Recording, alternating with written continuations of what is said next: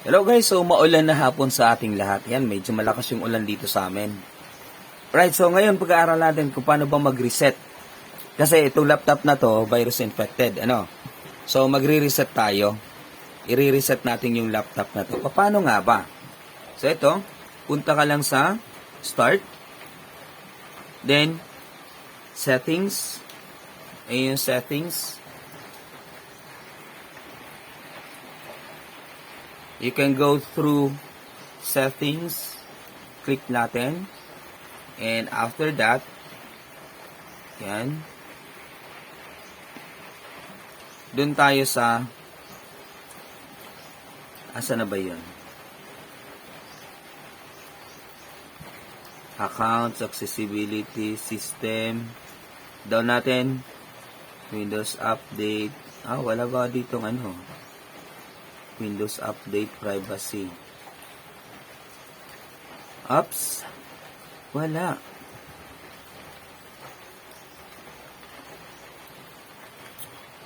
So, search na lang natin, guys. Search natin Backup and Restore or Reset. Ayan. So, reset this PC. So, click natin yung reset this PC, ito siya. Ayan. So, fix problem without resetting your PC. Resetting can take a while. Fix reset PC. Ito siya. So, fix problem using Windows Update. Reinstall now. Reset PC. So, reset PC na lang natin. Click natin yung option na Reset PC. Right? So, from here, tinatanong tayo, keep my files, remove application and settings, but keeps your personal files. Remove everything, remove all personal files or application settings. So, yan.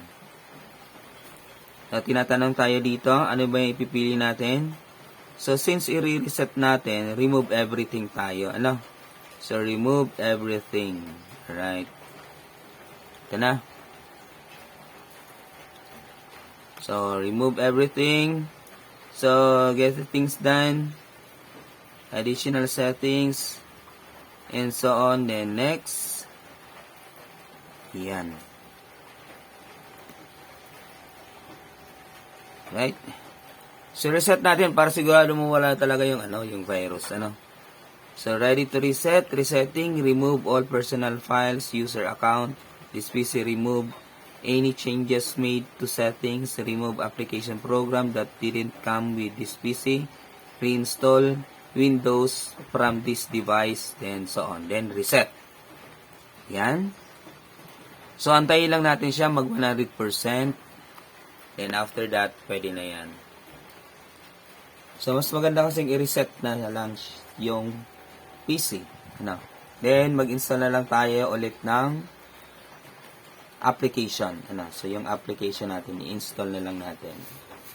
Yung Microsoft Word, Excel, PowerPoint. So, yun. Install na lang natin.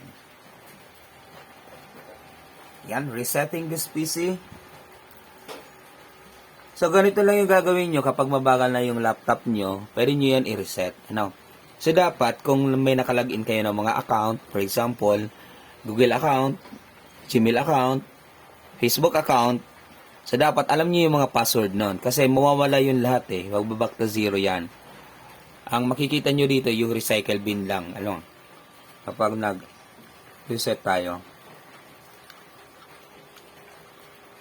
Yan, antay-antay lang natin, 5%.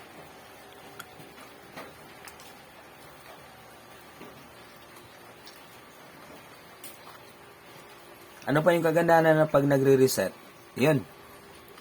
Kung mabagal na yung system mo, yun na nga, mas bibilis siya.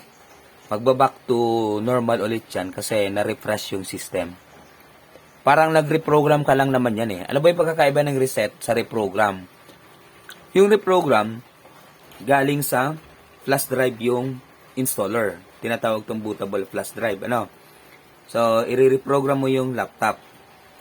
Yung reset naman, ibig sabihin, yung dati niya ng program na nakalagay sa laptop, kumbaga, i-refresh mo yon. Ano, yung ibabalik mo siya sa factory settings, ibabalik mo siya sa dating program niya. So, mawawala yung mga in-install mo kung ano man na in-install mo yung mga program. So, magba-back to zero yon. Then, balik yun sa dati niyang system. So, yun yung reset. Ano po? Ibig sabihin, yung nung reset, yung dati niyang program, ibinalik mo lang. Ano? Pero pag nag-reprogram ka, ibig sabihin, yung dati niyang program, tatanggalin mo, papalitan mo ng iba. For example, Windows 10 operating system yung naka-install sa laptop mo.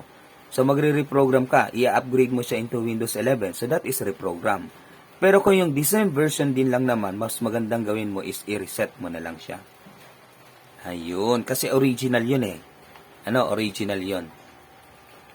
So, yun yung ibig sabihin ng reset and reprogram. Sana klarado sa atin guys. Yan, i-post ko muna to, 18% yan. Antayin lang natin kapag malapit na, doon na lang tayo mag-continue. So yun guys, 98% na siya. Yan, so 2% na lang, then matatapos na yung ating pag-reset. Medyo mabilis yung pag-reset niya kasi ito naka Ryzen 5 na to. Ayan. Ryzen 7000, Ryzen 3. Right? Then naka SSD siya, then 8 GB yung kanyang RAM. Mabilis na talaga. Yan, preparing, installing Windows. So yan, magi-install na siya ng operating system. So please keep your computer on i-plug in. Dapat nakasaksak ano. So dapat naka-plug in yung inyong laptop yan. So kasi kung hindi, apektado yung ano niyan, hindi yan magpo-proceed. Yan, installing 3%, antayin lang natin up to 100%. Then ready na yan. Sige, post ulit tayo. Ayan guys, so nag-restart na siya. So hindi ko napansin, nag-restart na siya. Hindi ko alam kung nag 100% na, pero parang oo, kasi nag-restart na nga. Bilis lang. Ayan. So welcome. Ayun, 64% pala siya guys. So 68%, so nag-restart lang siya. 69, 70. So yan, ang bilis na, 96% na. Then, just a moment. Yan, just a moment. A moment. Yan. Yan. Ayun, so yan yung unang logo. Kapag nag-reprogram ka ba, guys, yan. So, is this your country? Lagay natin Philippines because we are in the Philippines. Sige. Pakistan. Pakistan na lang tayo, guys. Philippines. Okay. Then, yes. And US. Of course, yung keyboard layout natin, US dapat. Ano? Then, yes. Then, skip na lang natin to. Skip. Yan. So, pangalawang ano daw yun, skip. Ito. Mama mo. So, wala tayong internet connection dito. Oh, ba't naghanap na ng internet to? Kuya Bong. Let's connect into a network. Asa ba yung ano? Wala na bang ibang option dito? I don't have internet connection. Dapat. Secured yun eh. So, kailangan bang i-connect to sa internet? Sige na nga. Nako. Mag-open tayo ng data nito, guys. Sige. So, yun. Ganun lang naman yung pag-reset nun. Kukonect mo lang to the next, then okay na yan. So, ganun lang naman kadali pag-reset. So, balik naman yan sa dati niyang ano, na-refresh mo na siya. Then, after that, mag-i-install ka na ng Microsoft Word, Excel, yung Microsoft Office. Then, ano pa ba? Mag-i-install ka na ng